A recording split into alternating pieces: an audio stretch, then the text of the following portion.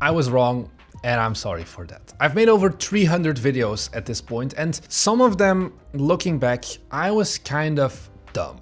And I mean, in my defense, most of these videos and most of the points I'm talking about in this video are from me 1.5 years and even 2 years ago talking about certain parts of game development where I thought I knew it all. I had cracked the code to game development and I made videos about it, and looking back now, I just want to like slap myself, honestly. So I want to do this video as a bit of a corrections of what are some opinions that I've had in the past that I strongly believed in or that I made videos about, and I think honestly, looking back now, I was just wrong. And I think the first one, and this is the one that I think is also the most damaging, and I'm sorry for that, is where I used to have this idea of getting your Steam page up as fast as possible. Like 3 days into development, get your Steam page out there, get those wish lists, all of that. And I couldn't disagree with old me more than really now especially. This idea originally came from, okay, you want to give yourself almost the commitment by, spending that $100 on that store page of, okay, I'm going to actually make this game. And you're not just going to keep it as a prototype on your big pile of prototypes in your hard drive. And I do understand, like, hey, it's a noble idea, throw in the $100 and it's probably going to be more incentivizing, right, to actually finish the game, because you had to sacrifice something. You had to throw money at the game. So now you want to make it good, right? And the second idea was, okay, wish lists do not get stale, no matter what people generally tell you. So a wish list from 6 years ago or a wish list from 3 months ago, they're going to convert at about the same percentage. So hey, the earlier your Steam page is up, the more wish lists you can get, the more money you'll make upon launch, right? Sounds good.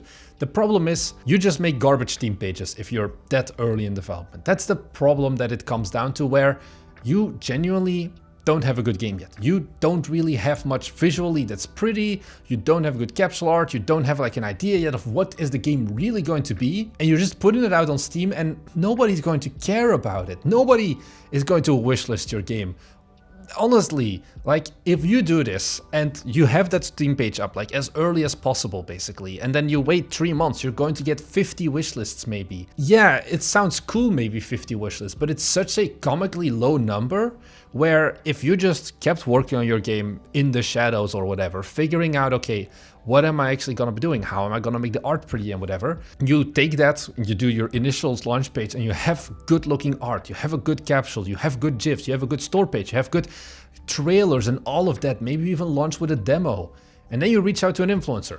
They're going to give you maybe 1,000 wish lists in just a single day from a single video. And it's like, yeah, you could just crank out a shitty Steam page right now, but then the problem you'll get as well is that 1, you'll have a bad impression, and 2, people may straight up ignore the game. There's a button right next to that on Steam as well, if you go through the discovery queue, where a game gets ignored and they will never get shown it again. And you don't want to end up in that. And I think also, I kind of changed my idea. I think you need to have higher standards. We need to have higher standards for ourselves as well, of the stuff we put on Steam. Like the moment we put it on Steam, it should already be something that you're proud of. And I don't mean proud of like your mom is proud of like your drawing from when you were 3 years old, but I mean actually proud of it. And it's something that you can genuinely ask money for and not feel like, ooh, am I scamming people here or something? So you want to make it better. And I think over the past 2 years, like I said, my thoughts had already shifted a bit about this, where first I was like, okay, just get it out as fast as possible. And then I realized that, okay, no, actually, you should have a trailer. At least have like gameplay footage as well, but I was saying this more from a perspective of, hey, people are going to not really take a game without a trailer as serious, and also games don't really sell well from purely screenshots. Seeing a game in movement is way better at converting and all of that. We've had some drama, I'm gonna leave it at that, where we had some trailers that honestly weren't even that good to the quality that we should have demanded of ourselves. And you guys called us out for it. And I think generally like the results of that have shown as well of like, hey, look, don't announce a game if it's not ready. Have it come out whenever it's good. And this is demanding a lot of you though, because now the question is, when is a game good enough? And there's no clear answer for that, but it definitely should have a wow impact on the first time people look at the game. They should immediately be interested in it already, because otherwise, yeah, you can keep updating your store page, definitely, but it takes time, it's tedious, and it's not really time efficient. It's like, yeah, you can have a store page up now very early. We have this problem now as well, where like every 2 weeks basically. I look at the sport page and I'm like, I have to update these screenshots. This is horribly outdated. It doesn't look like the game that we originally had at all anymore. And you're not even winning much time anymore. And all for what? 50 wish lists? 100 wish lists if you're lucky? Probably not. Also, this is maybe a side thing, not having that Steam page up on time is also going to prevent you from participating in Steam Next Fest too early. Because that is another thing. It's like, okay, I upload that Steam page, okay, and I get that 50 wishlist, whatever. And it's like, oh no, what am I gonna do? I want more wishlists because I'm gonna be doomed otherwise, right? So you are like, okay, no, I know what I'm gonna do. I'm gonna upload a Steam Next Fest demo and that's going to save my wishlist. But it's like, once again, you're too early in development, so you don't have a good game, you don't have good visuals, you don't have any of that. And then you participate on Steam Next Fest and you blow the one slot that you have on showcasing your demo in like a pretty high visibility part of like Steam basically. And then we're even more fucked basically, because now you've lost one of your best marketing and like best free wishlist tools and you blew it on getting 20 wishlists. Great, now we're at 70. We're not going to be making any progress like that. So really wait with your Steam pages is I think what I've learned. We do streams where I talk about like stream pages as well, and you can submit like your Steam page and all of that and watch Chris Zukowski's videos, but you need good capsule art, you need good trailers, you need good gameplay to begin with. It doesn't matter how good your capsule art is and your short description is.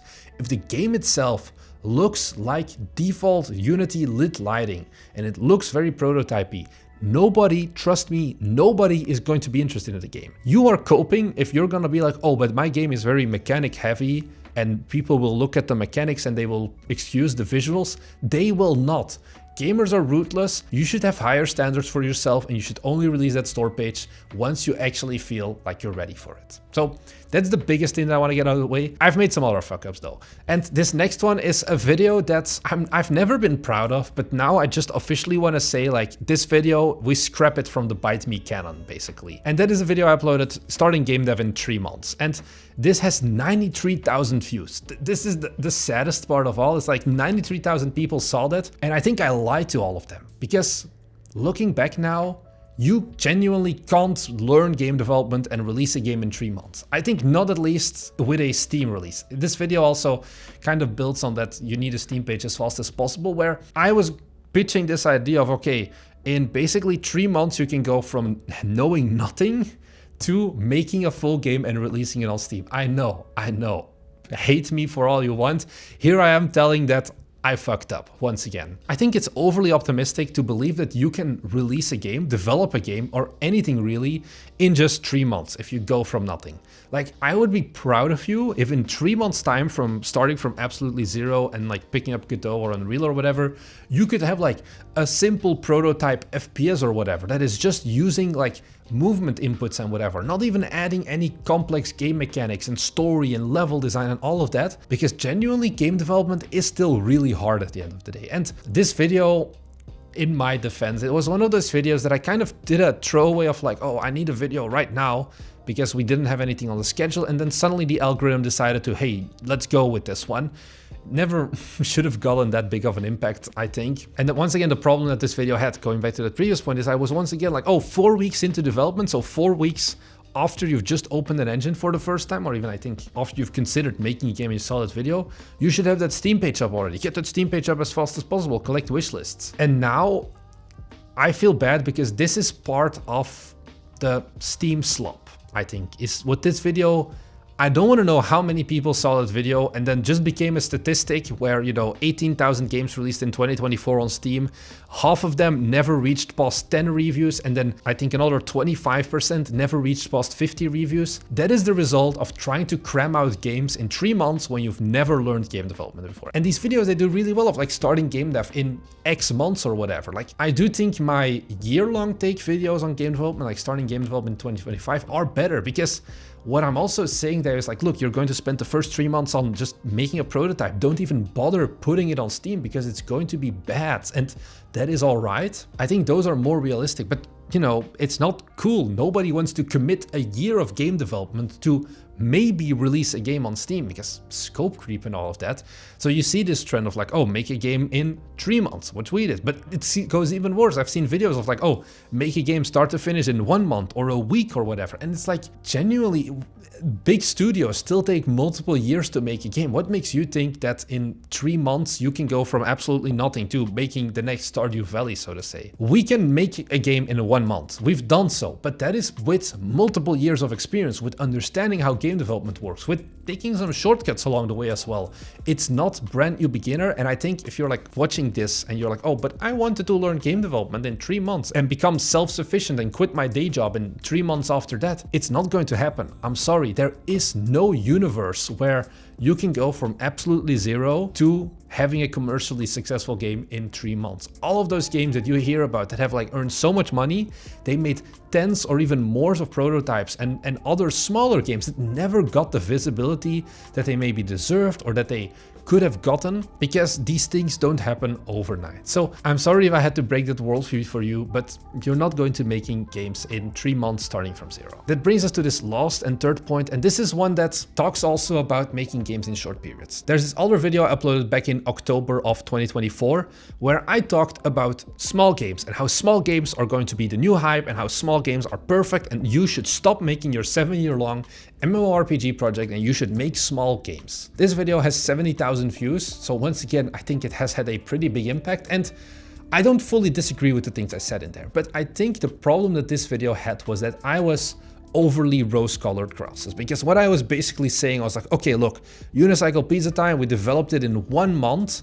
Once again, going back, we already had experience as well. We were working with 2 people full-time on it. We made it in a month, and then we've earned like $15,000 almost from that one game at this point. So, well, just extrapolate that to, okay, I make 12 games, like 12 months in a year, 12 games a year.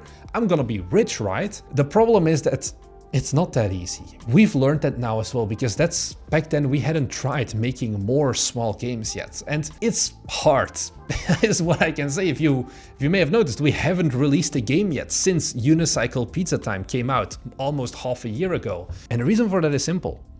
It's not as easy to make a small game that is actually good. That is, I think, the biggest problem that I've learned is, okay, coming up with these small scoped game ideas is cool and it's not crazy hard. But actually making them a qualitative, good experience, that is where it gets a lot harder. Where it's something where people actually want to pay money for it. Where it's actually something people should pay money for it. And once again, it's not just asset flip garbage. That is, I think, the biggest piece of feedback I got as well. Of like, a lot of people misinterpreted that video of me saying, oh, just make asset flippy games and sell them like once a month and you'll be rich. And that is not what I want. I want you to make good games, and I think that generally you can still make good games in smaller scopes, in 2 months, in 3 months, whatever, assuming that you choose the right genre, you use a lot of tools, you do rely on frameworks, on asset packs and all of that. It can happen, but it's not going to happen in 1 month as a side project where you have 10 hours a week to work on your game and that's it. I also think 1 month in general is too short because it gives you no time for marketing, but it's just really hard, honestly, I think, to come up with a good core gameplay loop that you can charge money for. There's a lot of 15-minute prototypes, I think. There are like small games that you can throw on something like an itch.io, for example. But not all of them, honestly, deserve to end up on Steam. That's what we've learned as well. We tried multiple times to recreate the success that we had with Unicycle Pizza Time. We did a wheelchair game that we wanted to do originally. We quickly realized, like, look, this is just garbage. This isn't good. We ended up canceling that. Then we did another thing. We were like, oh, we're gonna make a small city builder. And the problem is, it's like, it's an oxymoron. You can't easily put small and then city builder, just like a genre known for having very long development times, in that same basically sentence, because the game we made just wasn't really fun. There was nothing interesting to do. You beat the game in 10 minutes basically. And those are the things that I'm learning now as well, of like, hey, small games, I do still think that they're the future for studios, for indies and all of that. But I think we need to take a bit more of a step back and not just see it as the second coming of Christ for game development and the only way that you're going to like make money from small games. Like, look, trust me, I like money just as much as the next guy. And I could also have gone the opposite way probably and sold a course about the small games framework at this point, because it is a sentiment that 99% of our viewers do agree with, of hey, small games are probably better to make because of the advantage that, hey, you have more games, you have better passive income capabilities, you have more chances of getting lucky and all of that. But It's just not as easy as that video made it seem originally. Overall though, I think that out of the hundreds of videos that I've made at this point, I do still stand by most of the things that I've said in all of them throughout basically my career here. I am very curious though, what are some things, because I know y'all love hating me, maybe I'm gonna regret this. What are some things, what are some opinions, for example, that you really don't agree with that we've said on this channel, but hey, maybe you're still watching us. Like, what is something where you think we maybe have a bad view on it from, keep in mind the perspective of actually running this as a business? Because people are also like, yeah, you can only make games with passion if it's as a hobby. I don't fully agree with that. I still liked the games we made Unicycle Pizza Time. It wasn't just a corporate Bobby Collie cash grab. It was something that we still really enjoy. But I am curious because we have hundreds of hours of content of me talking about game development. At some points, I'm definitely gonna fuck up. But I think at that point, hand in the air, I do think, as this video proves, I can still say like, look, I did fuck up. I think you're right here. Leave that in the comments down below. What are some things that you think I should change my stance on as well, that you believe that, hey, I am wrong at? Anyways, I hope if you were planning on making a Steam store page in like 4 days after development, please reconsider. For the love of God, watch basically, if you want to dive deeper into it, watch what happened with Magical Girl Guardians. I'll link like the apology video where I talk more in depth about what happened there. I'll link it down below in the description. Apart from that, if you're new here, we talk about game development a lot, as you can tell. And most of the time I do say really good stuff. So if that is something that you're interested in, head down below and subscribe, because you get these videos twice a week delivered straight to your inbox. Thank you very much for watching, and I'll see you guys in the next one. Bye!